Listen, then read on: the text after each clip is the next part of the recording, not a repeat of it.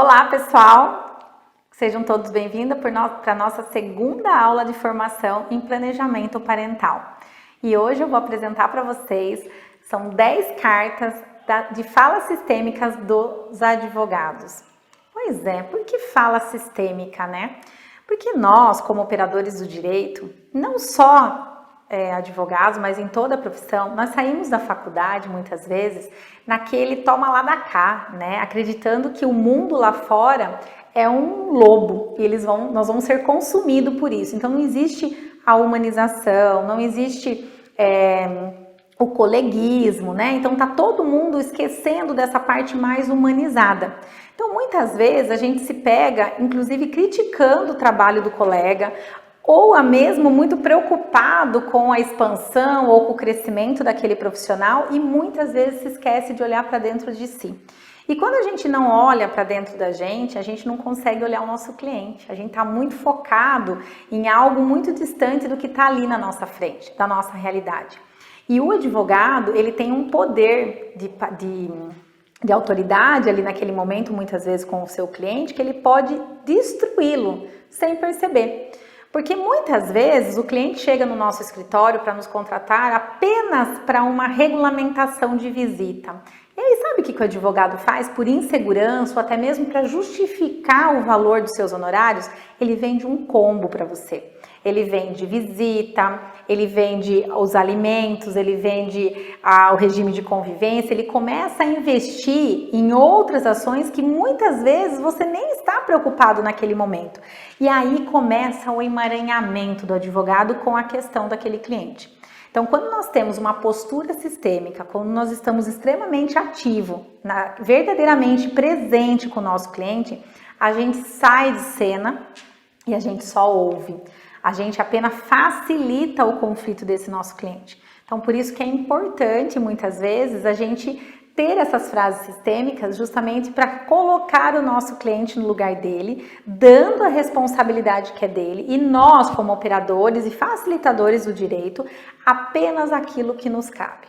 A lei, ela diz respeito a nós, advogados. O nosso cliente, ele não tem o porquê entender qual vai ser a dinâmica processual, porque isso é de responsabilidade do profissional que ele está sendo contratado. Muitas vezes a gente também, com a visão sistêmica, é muito nítido isso, a gente acompanha isso diariamente com os colegas, que a gente só atrai aquele cliente que tem alguma ressonância com a gente. Então nós não atraímos um cliente que não seja para nossa própria cura, que não seja para nosso próprio autoconhecimento. Todo cliente traz um ensinamento. Por isso, a importância da gente se auto-ouvir. Então, muitas vezes, nós advogados, nós temos aquela ideia que nós temos que ter a resposta na ponta da língua, nós temos que ter os artigos e a lei, tudo decorado para que aquele cliente saia dali se sentindo extremamente protegido. Só que automaticamente, quando nós tomamos essa postura, nós tiramos toda a força do nosso cliente. E a gente automaticamente assume toda a responsabilidade. E aí, muitas vezes, fica pesado trabalhar, o advogado não consegue dormir, e aí acontece um monte de outras situações, síndrome do pânico, depressão. Por quê? Porque eu estou pegando o problema do meu cliente e estou levando para minha casa.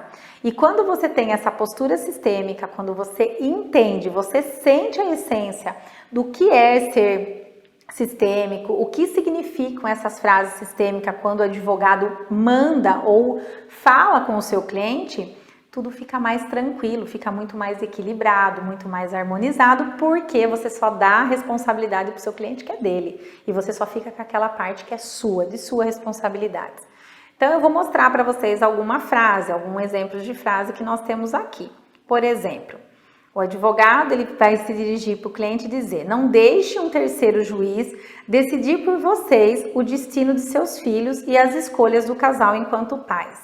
Lembre, vocês são os grandes, né? Então, em uma relação entre pai e filho, os pais são os grandes e eles respondem pelos filhos, né? A partir do momento que esse pai e essa mãe não conseguem resolver esse conflito, quem é que vai aparecer lá nos nossos personagens?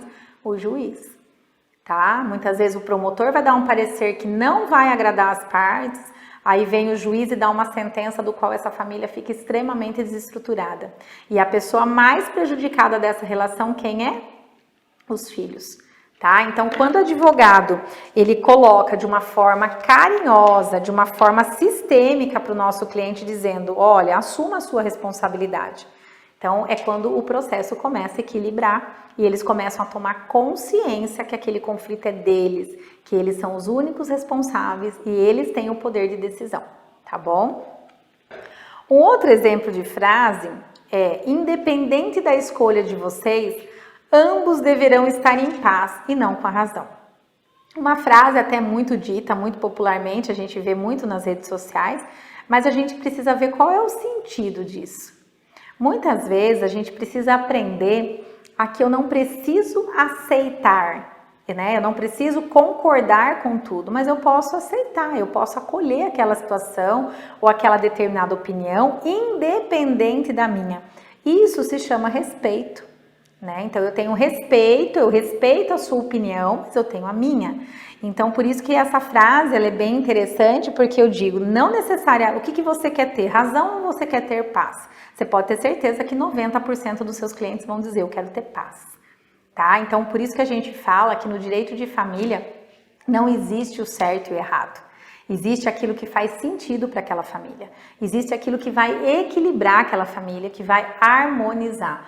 Por isso a importância do advogado ter uma postura sistêmica para que ele possa facilitar aquele conflito. Por que eu estou falando facilitar em vez de usar o termo mediar, né? Porque o advogado ele tem que facilitar realmente. E o que a gente percebe muitas vezes é que o advogado ele dificulta. Tá? Por falta de conhecimento? Não, por excesso de conhecimento, porque é isso que ele traz da própria faculdade. Então, quando a gente se forma, a faculdade ela ensina você a ser extremamente litigante, você ser extremamente radicalista. E a postura sistêmica, ela vem acabar com essa ideia engessada e totalmente inflexível, porque não pertence mais às novas famílias. Né? Cada família tem a sua crença ali, tem a sua regra do jogo e aquilo que tem que ser respeitado porque é aquilo que faz sentido, tá bom? Aí eu tenho uma outra frase aqui que é o que de fato faz sentido no aqui e agora e como podemos equilibrar essa relação. Porque às vezes eu preciso perguntar para o meu cliente o que é que de fato faz sentido para ele. Muitas vezes a minha opinião, o que de fato faz sentido para mim, pouco importa. Aquilo não é referência de família para aquele cliente. E é essa situação, é com essa postura, com esse olhar sistêmico que eu tenho que olhar para o meu cliente. Então eu perguntar para ele o que é que faz sentido.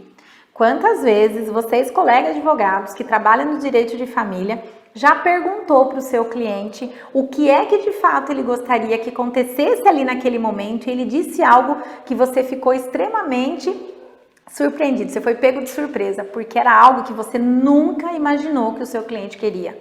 Você acreditava que ele queria que fosse feito justiça, que tivesse vários processos e que você o defendesse, quando na verdade ele apenas queria algo ou alguém que ouvisse. Tá? Então, quando a gente pergunta para o nosso cliente, isso faz sentido, com certeza vai mudar todo o contexto do conflito e vai fazer muito mais sentido para você, advogado. Uma outra frase que também é bem parecida, bem similar com essa anterior, que é o que você sente nesse momento? Então, quando a gente vai explicar para o nosso cliente como é que está a dinâmica processual, o que está acontecendo, se foi marcada uma audiência, se ele não tem interesse da gente fazer uma mediação, marcar uma reunião para que a gente possa conversar com as partes, a gente olha para o nosso cliente e diz o que você sente nesse momento.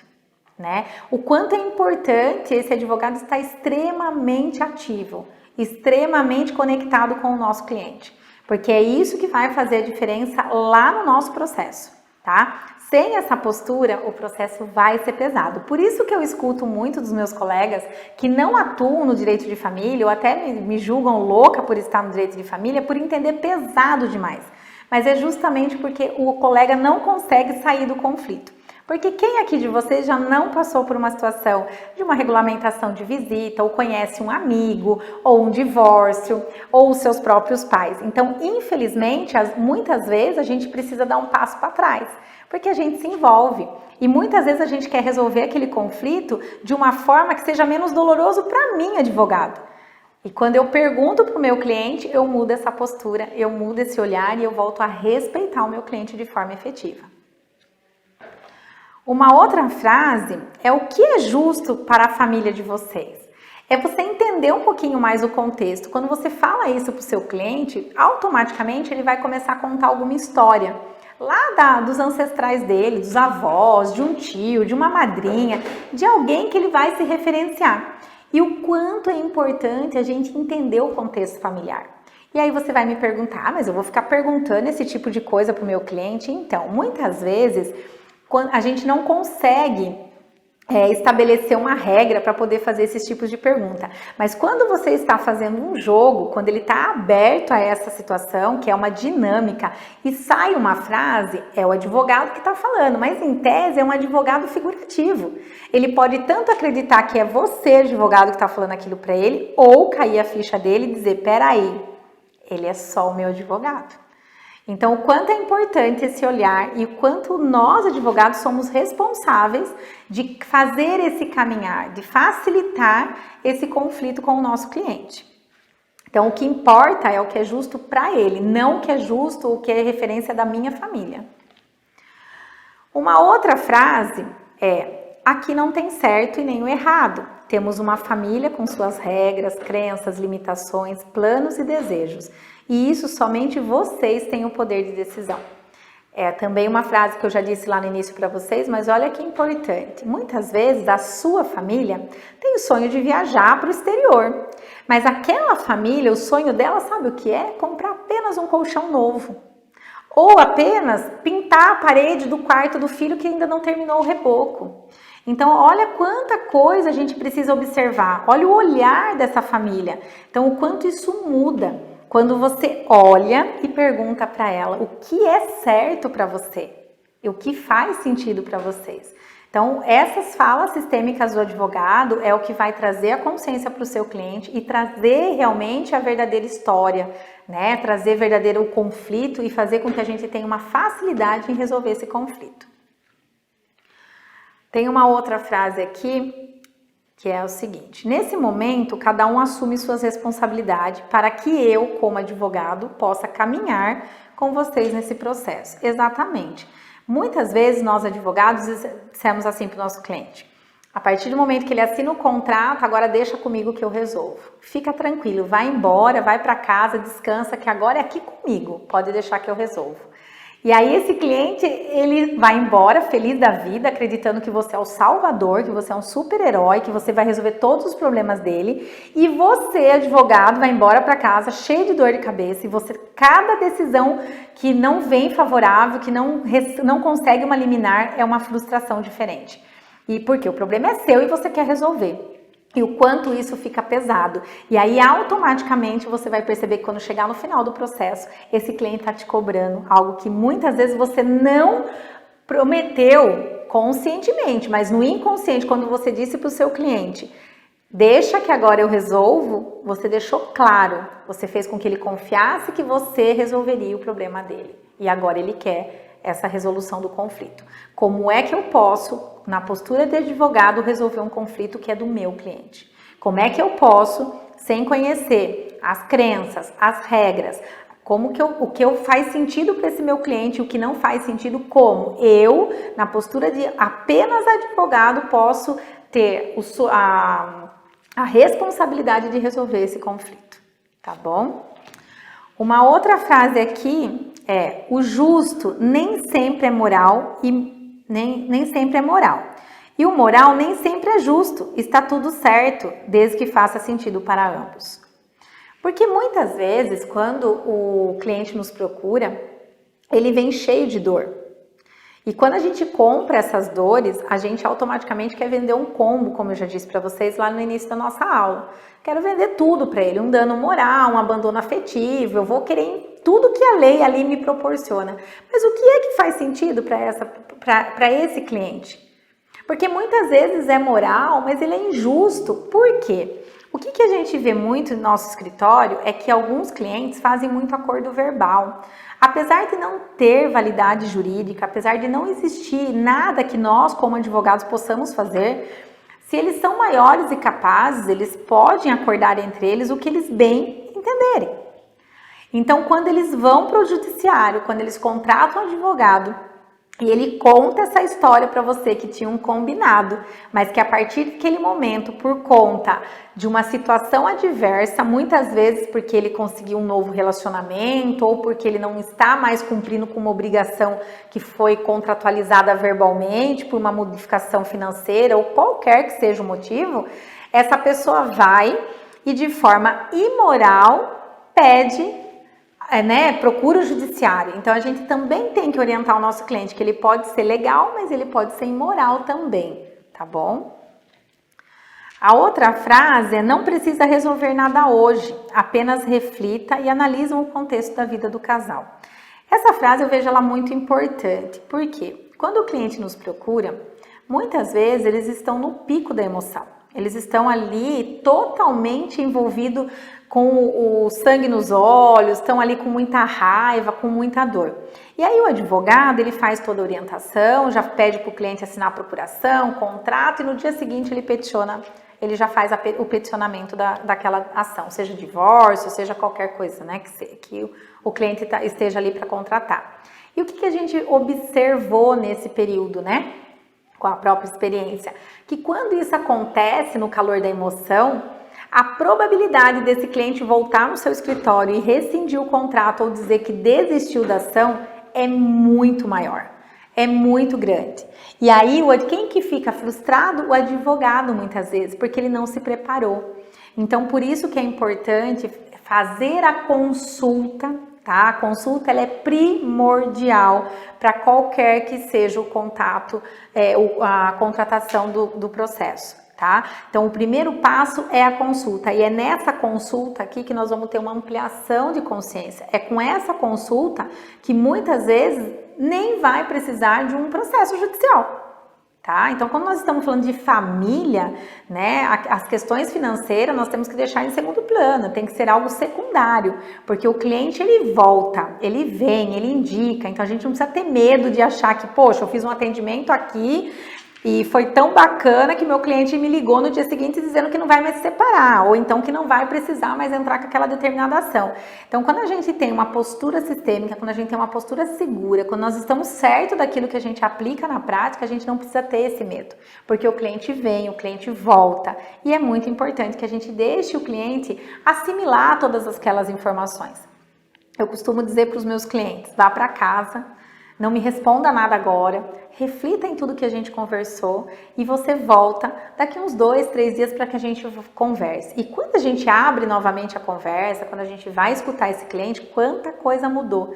Então faz muito sentido, é muito positivo, é muito mais leve para o colega advogado também. Essa é até uma dica que eu dou para você, advogado familiarista, que deve estar, muitas vezes, querendo desistir da especialização por conta do peso e da responsabilidade que é trabalhar com família.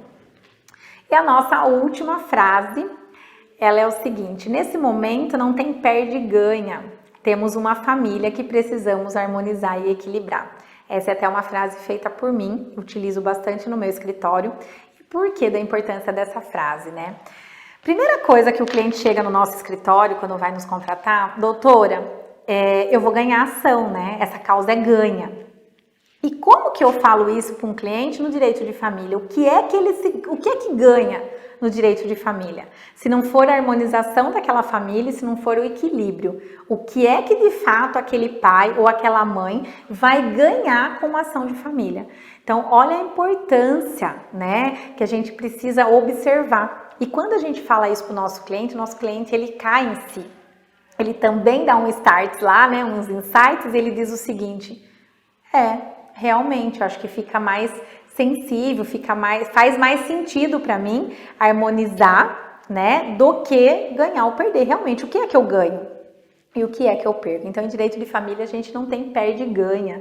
A gente tem harmonização, a gente tem equilíbrio, a gente tem facilitação e a gente tem mais essa ferramenta incrível para que a gente consiga ter uma facilidade em trabalhar com o nosso cliente. Essa foi a nossa segunda aula sobre as falas sistêmicas de um advogado. Um grande abraço e eu encontro vocês na nossa terceira aula.